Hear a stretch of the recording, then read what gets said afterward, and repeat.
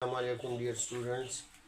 نن زمونږ د لیکچر نمبر 12 او دا برانسټیډ-لوري کنسپټ اف ایسډ اینڈ بیسز دی د ارهینس کنسپټ نه پس دا 1923 کې دا کنسپټ برانسټیډ-لوري چې دی نو دا پریزنټ کړیو د ایسډ بیس باره کې ایسډز اینڈ بیسز باره کې. ایسډ څه شی دی؟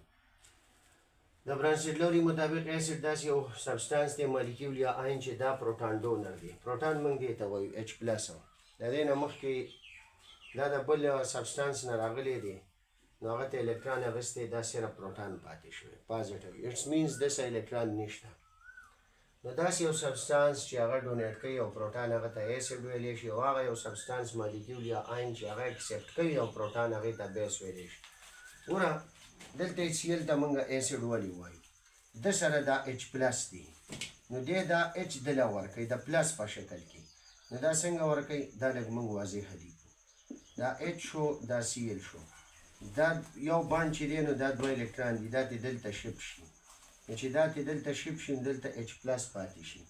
نو دا H پلس دلته لاړ شي نو دلته صرف Cl ماینس پاتې شي. هلته موږ Cl ماینس لیکلي او دا NH4. نو دا پروټان ډونر دی دې ته ایسډ وایي. دې ته څه وایي؟ ایسډ. ځکه چې دا پروټان ډونر دی او دا موږ سره پروټان اکسپټر دی. پروټان اکسپټر نو دا موږ سره بیس دی. پروټان ډونر چې دی دا به ایسډ وي.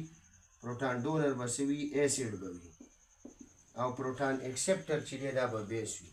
تاسو دې ته کتی شئ دی کې واټر چې دی د ایسډ په طور کار کوي.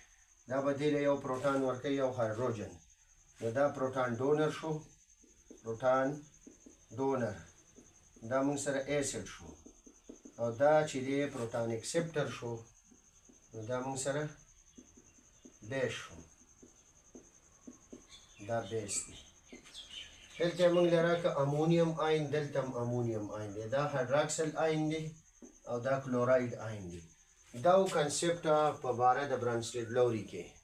د دې نه مخکې موږ ارهینس ډسکس کړی و هغې باره کې موږ ډیټیل سره ویډیو جوړه کړې وه او لیمیټیشنز هم پکې موږ ذکر کړي وو.